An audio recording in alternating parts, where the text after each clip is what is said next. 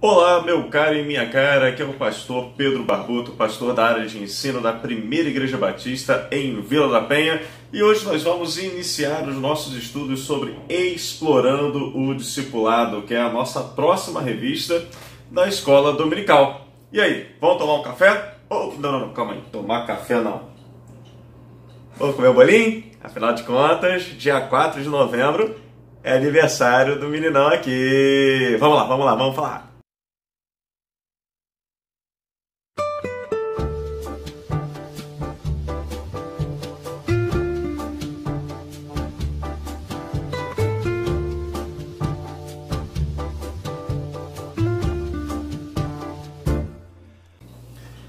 E é nesse ritmo de festa, que nós vamos começar a discutir o tema da nossa primeira lição da revista, que é Cristão ou Discípulo. Apesar do nome, a gente não está querendo aqui defender a utilização de um nome em detrimento do outro. Mas o nosso foco na próxima lição é justamente entender quais são os valores, quais são as responsabilidades que cada nome traz. É uma coisa muito curiosa e muita gente se espanta com o fato da palavra cristão aparecer somente 3 vezes no Segundo Testamento. É verdade, ela só aparece 3 vezes. A primeira vez é lá em Atos 11:26, em que em Antioquia, aquele movimento de Jesus, pela primeira vez, os discípulos de Jesus são chamados de cristãos. Depois, em Atos 26, versículo 11, se eu não me engano, é o rei Agripa falando para Paulo: por pouco tu não me tornas um cristão. Ou seja, sempre a gente vê pessoas de fora do movimento de Jesus denominando os seguidores de Jesus como cristãos. E a última vez é o apóstolo Pedro, na sua primeira carta, no capítulo 4, no versos 14 a 16, em que ele fala o seguinte: se você sofre como cristão, não se envergonhe, mas glorifique a Deus por meio desse nome.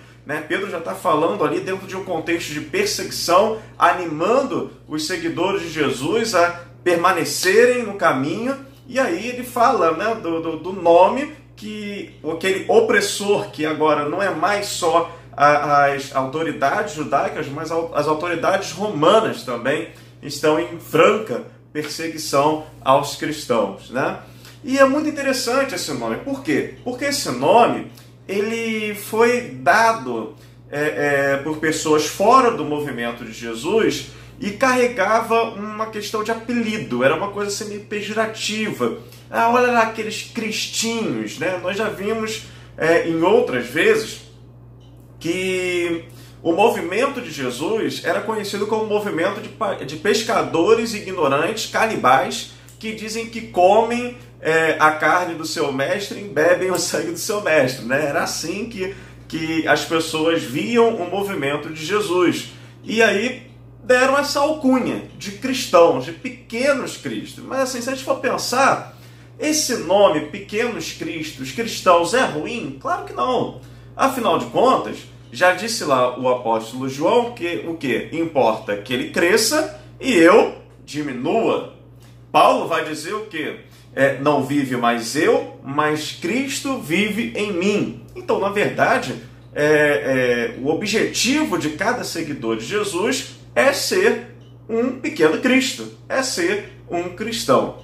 Mas, de fato, a palavra que mais aparece no Segundo Testamento para se referir às pessoas que pertenciam ao movimento de Jesus é discípulo. Essa palavra aparece mais de 264 vezes no Segundo Testamento. Bem maior do que as vezes chamado de cristão, Está lá, 264. Que, na verdade, vai trazer para a gente a ideia do aluno, daquele que aprende com o mestre. Nós vemos Jesus chamando pessoas para que aprendessem dele. E no momento em que ele sobe aos céus, ele nos deixa a missão de que nós fizéssemos discípulos para ele, para que nós ensinássemos do mestre. Então nós aprendemos do mestre para poder ensinar do Mestre. Por isso que a nossa missão é essa.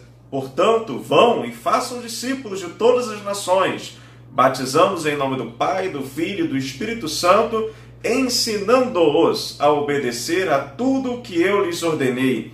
E eu estarei sempre com vocês até o fim dos tempos. Então, meus queridos, cumpramos a nossa missão.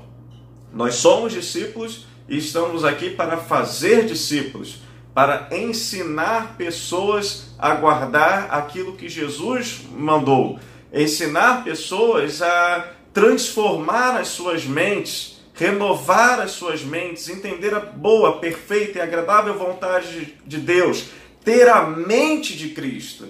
E tendo a mente de Cristo, nós seremos pequenos cristos, nós seremos cristãos. Amém? Então, que Deus te abençoe, te inspire e te use para a honra e glória dele mesmo. Um abração, até mais!